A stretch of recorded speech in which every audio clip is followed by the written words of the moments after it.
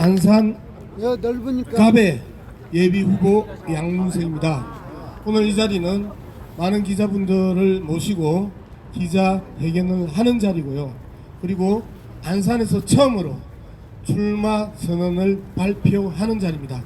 그래서 여러분들이 좀 불편하시고 번거로우시더라도 보다 공개적이고 투명하게 기자회견을 하기 위해서 실내에 들어가지 않고 광장에서 여러분들을 만나게 되었습니다. 상당히 불편한 기자회견이 될 수도 있다는 생각을 하면서도 보다 많은 시민들이 여러분들의 질문을 받고 대답하는 양문석의 모습을 보여드리고 싶었습니다. 저희들이 새벽에 상록수역이 5시 19분에 첫 차가 출발을 합니다. 한 40~50명이 이 출입구와 저 출입구로 들어가는데 어떤 분이 그렇게 말씀을 하십니다. 새벽 첫 차로 출근하는 사람은 후보 한 분도 보지 못하고 투표해도 되나? 그 질문이 비수처럼 제 가슴에 찔리면서 저희들이 며칠 동안 새벽 5시 19분 첫 차를 타기 위해서 그 추운 겨울에 옷 연미며 오시는 분들에게 인사했습니다. 오후 7시 잡은 이후 퇴근하면 집으로 바로 들어가는 많은 일상에 시달리고 있는 힘겨워하고 있는 유권자들은 후보 한 번 얼굴 안 보고 투표해도 되나? 라는 질책도 있었습니다. 그래서 오늘 7시 퇴근하는 시민들께 후보 얼굴 한번 볼 수 있고 그 후보를 평가할 수 있는 그러한 모습들을 보여드리기 위해서 여러분들이 불편하지만 저녁 7시에 기자회견을 잡았습니다. 제가 기자회견문을 낭독하고 여러분들의 질문을 받도록 하겠습니다. 안산시갑 시민들께 호소합니다. 양문석과 동행해 주십시오. 안산시갑 더불어민주당 경선에 임하며 반갑습니다. 상록구 번호 1동, 번호 2동, 번호 3동, 4동, 4.2동, 해양동, 반월동 시민 여러분, 간절한 마음으로 호소드립니다. 안녕하십니까, 평안하십니까 하고 인사를 못할 정도로 경제는 사실상 폭삭 망했습니다. 윤석열 검사 독재 정권 2년 만에 대한민국은 경제 성장률이 전 세계 꼴찌 수준으로 떨어졌습니다. 그 여파가 지역 경제 또한 치명상을 입히고 있습니다. 우리 주변을 거의 경제적으로 초토화시키고 있습니다. 제발 경제 좀 살려주라. 상가를 돌 때마다 애끓는 상인들의 호소에 그 호소에 눈물까지 겹치면 제 눈도 뜨거워집니다. 윤석열이가 못하면 도지사든 시장이든 나서서 지역 화폐라도 지급하고 서민들에게 숨 좀 쉬게 해달라. 구체적으로 살아날 수 있는 정책까지 제안하시는 그 절박한 삶의 현실이 나아지기를 눈물 호소하시는 시민들을 만날 때마다 정치하는 양문석으로 그 책임이 또 한 번 무겁기만 합니다. 정치가 감당할 몫입니다. 정치가 하지 않았어. 이렇게 절박한 현실에 내몰린 시민들이 신음의 하우승을 치고 있는 현실입니다. 밥자리에서 술자리에서 대통령 윤석열과 김건희를 비판하다가 문득 이렇게 말하다가 우리도 압수수색 당하는 거 아니야? 하는 농반 진반의 불안감이 주위를 휘돌고 있습니다. 혹시 우리를 감시하고 있는 사람이 없지 않을까 불안에 휩싸이며 주변을 돌아보는 그런 경험 저만 할까요? 여러분들도 그런 경험이 있을 것입니다. 카톡을 하다가 도찰이 무서워 보안이 잘 된다는 외국의 SNS에 이주하는 경우도 허다합니다. 통화를 하다가 도청이 무서워서 만나서 이야기하자 하고 전화를 끊는 경우도 많습니다.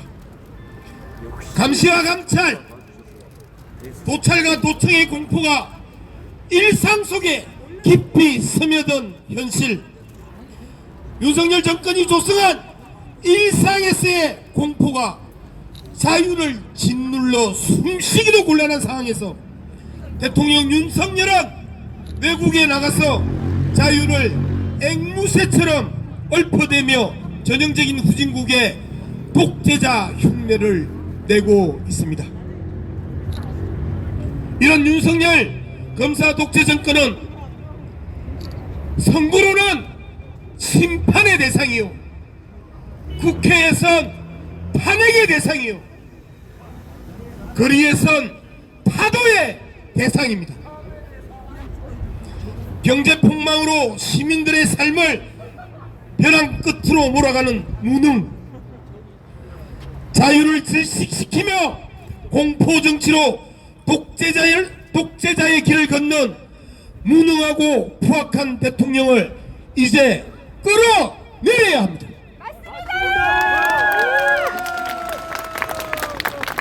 하지만 우리 안에서, 민주당 안에서 윤석열을 비호하고 윤석열 정권의 조기 종식을 방해하는 세력이 존재하는 것도 사실입니다.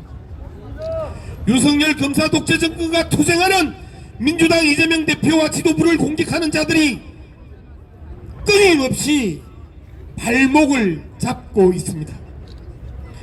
윤석열의 지휘대 정치 검사들이 작당하여 이재명 체포동의안을 국회에 제출했을 때 두 번이나 이재명이 좀 잡아가라 하며 찬성표를 던진 자들이 아직도 민주당 안에서 암약하고 있습니다. 부패한 검사를 탄핵하자는데 신중해야 한다며 검사 탄핵을 거부하던 자들이 아직도 민주당에 남아서 국민과 시민을 속이고 있습니다. 이제까지 윤석열 정권에 대해서 쓴소리 한번, 투쟁 한번 한 적이 없는 자들이 분노한 시민들 앞에 들이대자 튀어나와서 윤석열 정부를 견제해야 합니다 라고 이야기합니다. 견제라고. 시민들은 화를 내십니다. 시민들은 윤석열 검사 독재 정권 심판하자고, 탄핵하자고, 파도하자고 외치고 있는데 견제라니요. 경제적으로 힘들어서 못 살겠다고, 감시와 도청에 불안해서 못 살겠다고 분노하고 있는데 심판도 아니고 탄핵도 아니고 파도도 아니고 뭐 견제하자고요?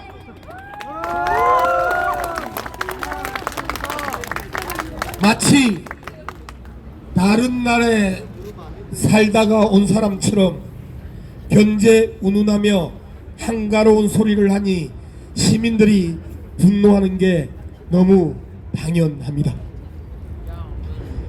안산시민 여러분, 상록구 주민 여러분께 호소합니다. 양문석과 동행해 주십시오.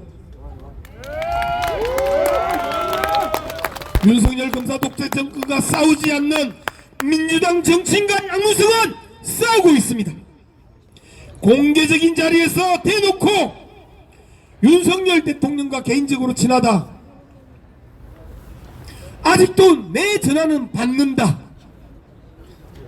이렇게 말하며 윤석열 검사 독재 정권에 분노한 시민들의 속을 확 뒤집어 놓고 있는 민주당 정치인과 양문석은 싸우고 있습니다.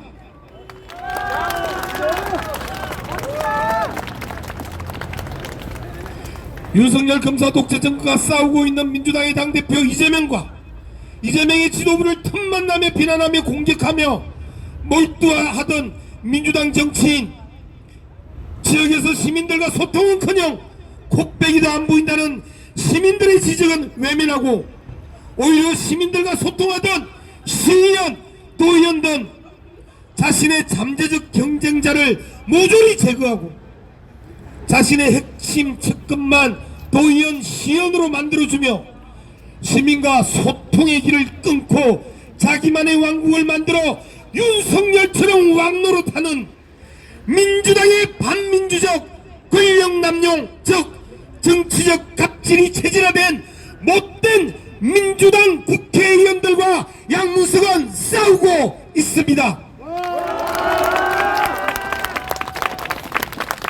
기사를 썼다 하면, 보도를 했다 하면 대부분 가짜뉴스고, 가짜뉴스를 진실인 채 간주해 놓고 칼럼으로 사슬로 독자와 시청자를 속이고 있는 대한민국의 주류 언론, 악랄하고 사악하게 민주당과 이재명을 공격하는 데 집중하다 하며 윤석열의 실정, 김건희의 범죄 혐의에 눈 감고 윤석열의 무능과 폭정에 무너져버린 국민의 삶을 외면하는 대한민국의 주류 언론, 이들 대한민국의 주류 언론과 양문석은 싸우고 있습니다. 반드시 징벌적 손해배상제를 도입하겠습니다. 가짜뉴스 악랄한 사슬로 국민을 속였을 때 언론사가 문을 닫을 정도의 강력한 징벌적 손해배상제를 반드시 도입하여 신뢰할 수 있는 언론 환경을 마련하겠습니다.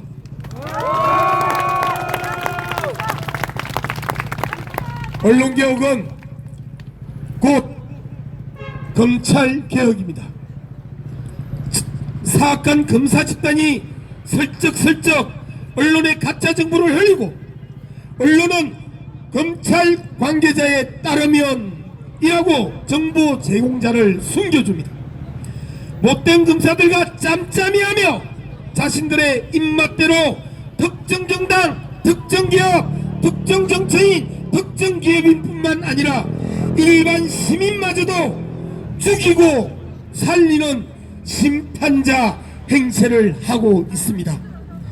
뽑히지 않은 권력, 스스로 권력이 된 집단인 검찰 권력의 원천은 검찰의 의도대로, 검찰의 입맛대로 국민을 속이고 여론을 조작해주는 바로 대한민국 주류 언론입니다.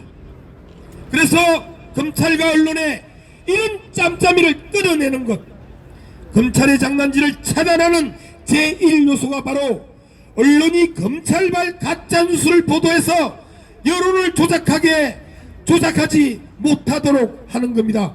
그 첫 발걸음이 바로 검찰개혁을 위해서도 필요한 언론사의 가짜뉴스에 대한 징벌적 손해배상제이고, 이걸 양문석이 반드시 도입하겠습니다.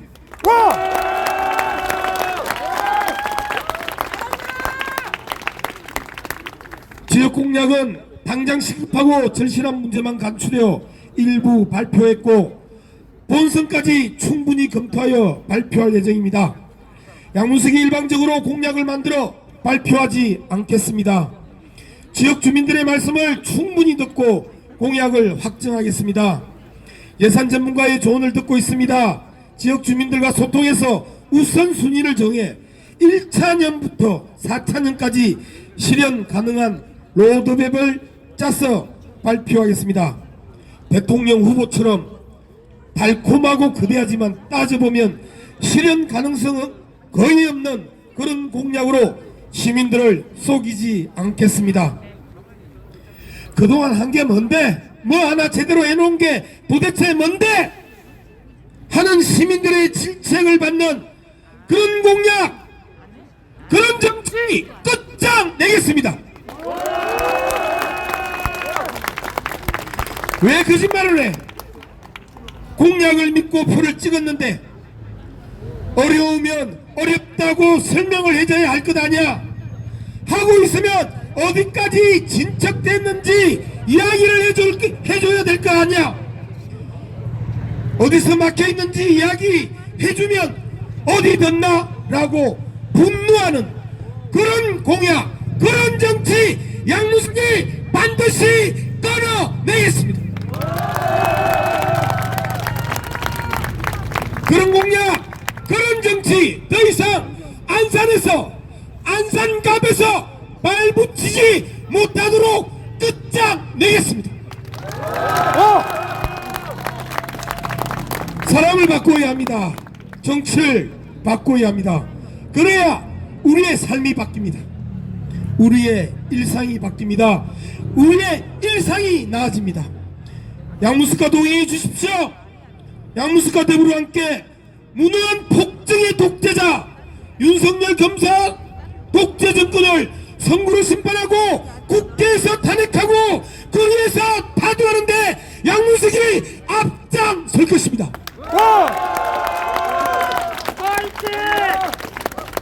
안산시 상록구 번호 1동, 번호 2동, 번호 3동, 4동, 4이동, 해양동, 바늘동 주민 여러분, 지금까지와는 완전히 다른 삶의 터전으로 바꾸고 싶습니다. 와달라, 돈 달라, 표 달라. 시민과 당원들을 동원의 대상, 앵부리의 대상으로 조롱했던 정치 이제 걷어내겠습니다. 정치 공동체가 경제 공동체로, 그 경제 공동체가 삶의 공동체로, 서로를 챙겨주고 서로를 돌봐주는 삶의 공동체로 꽃피울 수 있도록 양무석에게 힘을 주십시오. 양무석과 동의해 주십시오. 제대로 된 정치 보여드리겠습니다. 고맙습니다. 24년 3월 4일 저녁 더불어민주당 안산시갑 예비후보 양무석이 말씀드렸습니다. 고맙습니다.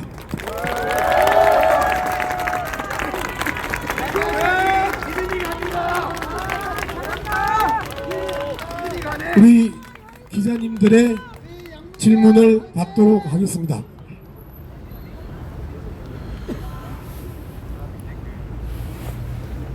예, 마이크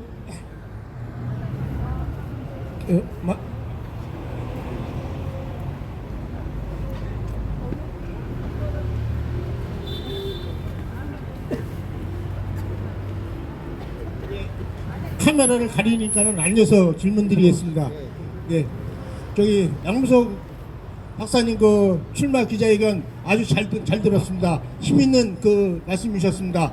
그 말씀만 들어도 저희 민주진영이 힘을 받고 예, 날아갈 것 같습니다.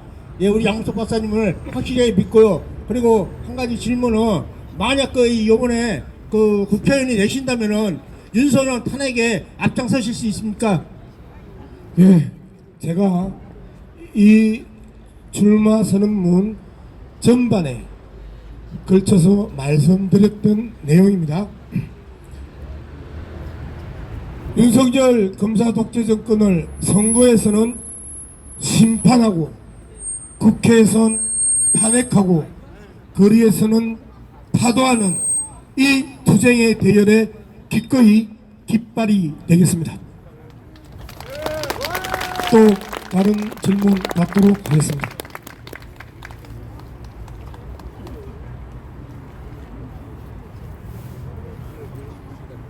자, 질문 여기하고 받겠습니다. 자, 안녕하세요. 반갑습니다. 반갑고, 저는 안산에서 한 40년 산 안산 시민입니다. 양무석 박사님 기자회견 축하드리고요. 만약에 국회로 입성한다면은 이재명 당대표님을 대통령 되는데 협조를 하실 것인지 그 말씀 좀 해주시면 감사하겠습니다. 예, 어떤 언론은 양문석을 친명계라고 이야기를 합니다. 저는 친명계가 아닙니다. 저는 누누이 말씀드렸듯이 저는 개딸입니다. 지금 시대 정신은 유능한 사람, 성과를 낼 수 있는 사람, 시민과 도민과 국민의 삶을 바꿀 수 있는 사람, 나아지도록 제대로 된 정책을 펼칠 수 있는 사람, 유능한 정치인을 시대는 요구하고 있습니다. 그 시대에 현 시대가 보유하고 있는 거의 유일한 정치인이 저는 더불어민주당의 이재명 당대표라고 생각합니다. 맞습니다. 다음 질문 꼭 하겠습니다. 안산시 기자협회 김대영 회장의 회원들이 몇 분 왔습니다. 우리 그저 양문석 예비 후보님께 질문 드리겠습니다. 우리 저 국회의원들이 주인이 아니고 국민이 주인인데 국회의원들이 특권이 200개가 넘습니다. 그거 알고 계시죠? 그러면 그 특권을 내려놓으실 의향이 있는지 거기에 대해서 답변을 해주시면 고맙겠습니다. 저는 싹 쓸어버려야 된다고 생각합니다. 특권이라는 건 말 그대로 특권일 뿐입니다. 제가 지난 1월 달에 강골체육관에서 출판 기념을 했는데 그 책의 제목이 당원이 주인이다 입니다.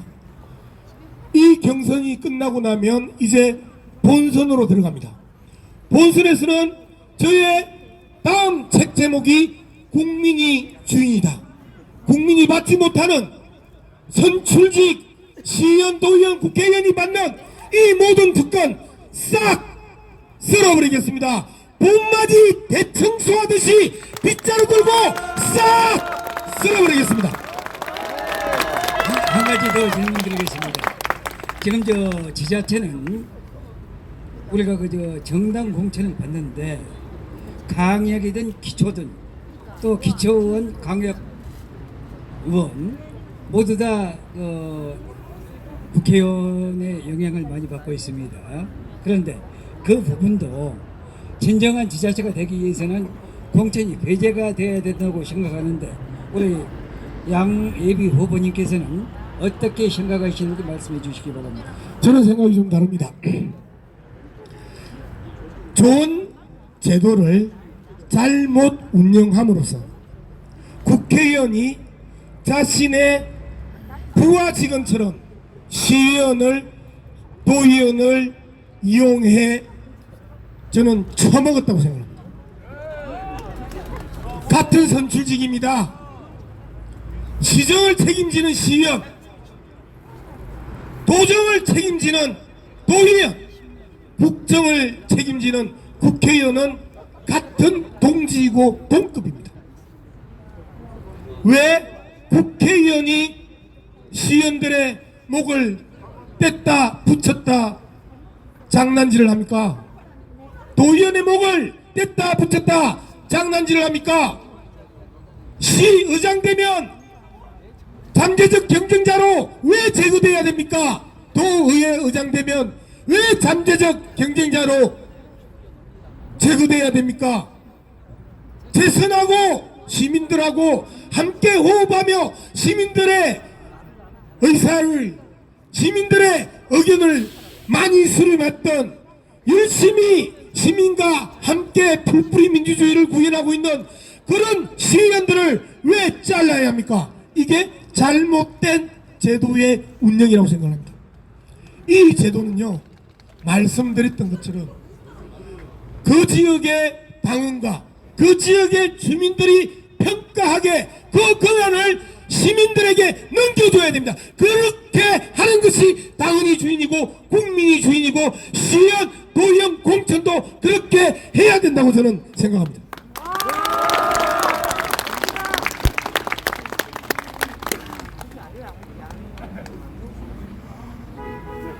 근데 이 기자회견 아주 냉정합니다. 물 한 잔 안 주고 계속해서 마이크를 들게 하니까 입이 바짝바짝 마르네요. 물 한 잔 안 주고. 네, 질문 드리겠습니다. 안산시 기자협회 황장하 기자입니다. 먼저 제22대 총선 안산시가 경선 확정된 걸 진심으로 축하드립니다. 우리 양문석 후보님께서 여러 가지 정책이 있겠지만 지금 안산은 인근의 시흥이라든가 화성에 보내서 인구가 계속 절감하고 있습니다.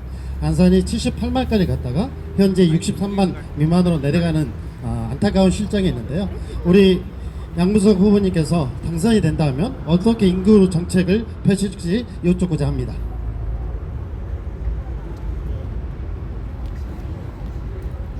예, 우리 양 기자님 말씀하셨던 그 부분에 대해서 저는 정말 심각하게 생각합니다. 더불어민주당이 잘못된 겁니다. 더불어민주당이 잘못한 겁니다. 더불어민주당이 책임져야 되는 부분입니다. 더불어민주당의 정치인들이 책임져야 되는 부분입니다. 그래서 제가 말씀드리는 게 사람을 바꾸지 않으면 더불어민주당이 안산에서 책임질 수 있겠습니까? 잘못하면 채찍을 들어야 되는 겁니다.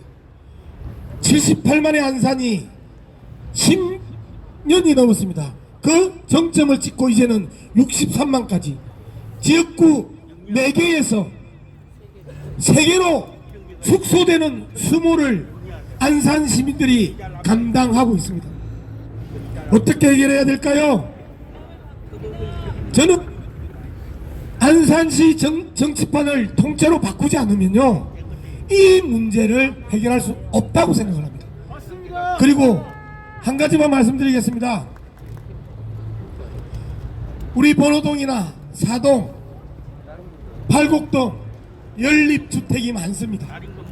그 연립주택 지하에 80대, 90대 독거 노인들이 많이 계십니다.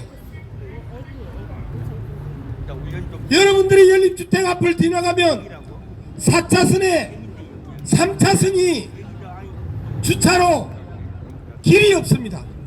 안쪽에 불 나면 소방차가 못 들어갑니다. 불 났다고 소리치면 건강한 사람들은 나올 수 있는데 그 지하에 80대 90대 독거 노인들은 거기에서 고스란히 희생당할 수 있는 그런 위험한 지역이 곳곳에 있습니다. 세월호의 땅 안산에서 생명경시사상이 노골적으로 드러나고 있고 안전불감증이 그대로 투영되는 데가 바로 그러한 주차난입니다. 주차난이 단순히 주차난이 아니고 사람을 죽일 수 있는 언제든지 대규모 인명피해가 날 수 있는 그런 상황을 대한민국 안산시 오늘 안산의 정치인들이 방치했다라는 겁니다. 주차난 해소가 아닙니다. 생명을 존중하는 생명사상입니다. 안전불감증이 아니라 대한민국을 안전하게 지키기 위한 정치인의 책무입니다. 이걸 안산의 정치인들이 방치하면서 끊임없이 대규모 희생의 그날까지 기다리고 있는 포항무도한 정치질을 지금까지 했다고 생각합니다. 그래서 저는 안산을 삶의 공동체로 바꾸기 위해서 거대한 경제 공동체로 나아가기 위해서 기존의 안산 정치인들 싹 바꿔야 한다고 생각합니다.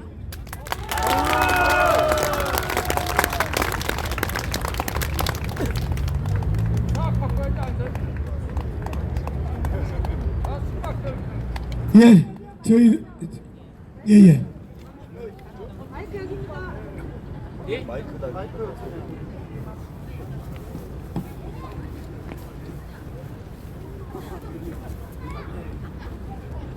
예, 일간투데이 이현 기자입니다.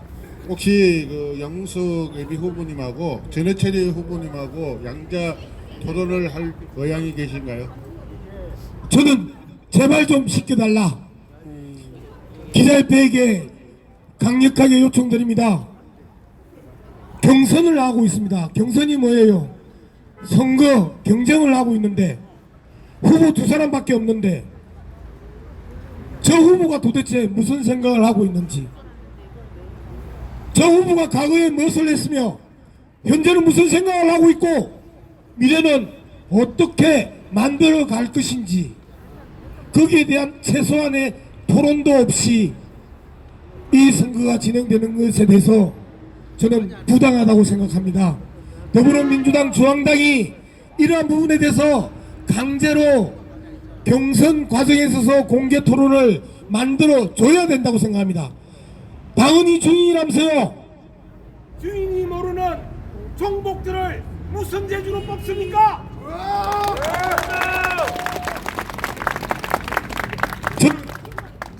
우리 기자들께서 판을 만들어 주시면 하시라도 달려가겠습니다.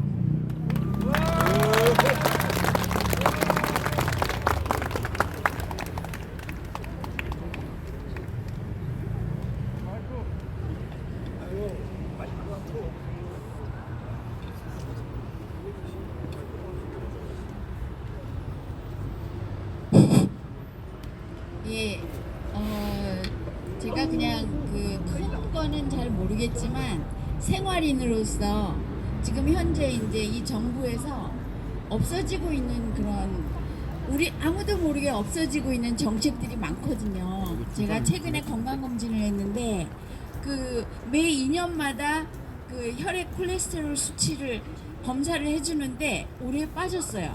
왜 그러냐 했더니 그게 이제 4년 주기로 해준대요. 그것도 그렇고 우리 지역화폐도 현재 사용할 곳이 없거든요.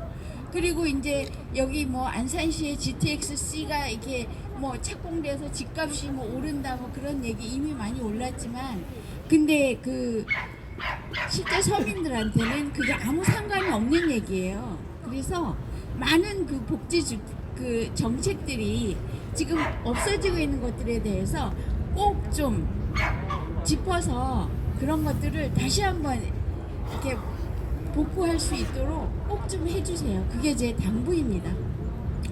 예, 복지정책에 대해서는 제가 이 기자회견 시작하기 전에 좀 더 구체적으로 말씀을 드렸습니다. AI 시대에 새로운 일자리가 만들어진다, 더 많은 일자리를 만들겠다, 다 거짓말입니다. 조선산업, 자동차산업, 소위 말하는 노동 집약적 산업, 이 산업들이 있었을 때는 일자리를 만들 수 있었습니다. 그런데 10사람이 하던 일, 100사람이 하던 일이 다 컴퓨터가 하고 있는데 무슨 재주로 일자리를 만들겠습니까? 일자리를 만들 수 있는 딱 두 가지 방법은요, 하나는 남북 관계가 정상화돼서 북한과 남한이 함께 경제 공동체를 만들었을 때 일자리가 생깁니다. 두 번째, 사회복지 정책이 유럽이나 캐나다 수준에 도달해야 일자리가 생깁니다. 독일의 발달장애 한 명의 일자리가 12개가 생깁니다. 왜 우리나라는 아이가 아프면 부모가 이민 가야 되냐고요. 그 이민 갈 상황이 안 되면 우리 아이보다 5분만 더 살게 해주십시오. 매일같이 발달장애 어머니 아버지들은 그렇게 피눈물로 기도해야 되냐고요. 나라가 해줘야 되는 거 아닙니까? 저는 사회복지정책이 선진국 수준으로 가야 된다고 생각합니다. 세계경제대국 대한민국이 정말 후진국의 복지 시스템을 가지고 더 이상 어떻게 아이를 낳으라는 말입니까? 어떻게 나이 든 분들을 케어하라는 말입니까? 이 썩어 빠진 사회복지정책 완전히 바꾸어야 되는데 윤석열 검사 독재 정권은 검사들의 술값은 계속해서 늘어가는데 이 땅에 신음하고 있는 수많은 서민들과 노약자들은 외면하고 있는 정책들을 계속해서 내고 있습니다. 언론이 침묵합니다. 그러니 우리가 모릅니다. 이번 총선에서 왜 심판하자, 탄핵하자, 파도하자 이야기하는지 여러분들이 저의 마음을, 저의 생각을 함께 해 주셨으면 고맙겠습니다.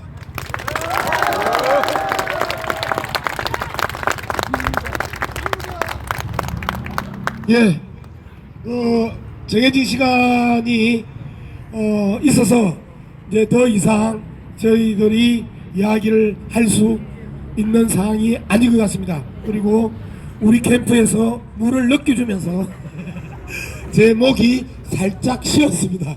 그래서 정상적으로 기자회견을 할 수 없는 상황이라서 저는 우리 사무장님을 앞으로 5분만 미워하기로 했습니다. 예, 우리 사무장님이 하시고 싶은 이야기 마무리하라. 예, 우리 사무장님이 강력하게 마무리하라 해서 저는 마무리하겠습니다. 기자들께서 질문 주셔서 너무너무 고맙습니다. 혹여 아무도 기자분들 안 오셔서 질문도 없는 기자회견 될까 걱정했는데 그 걱정이 무색해졌습니다. 진심으로 감사드립니다.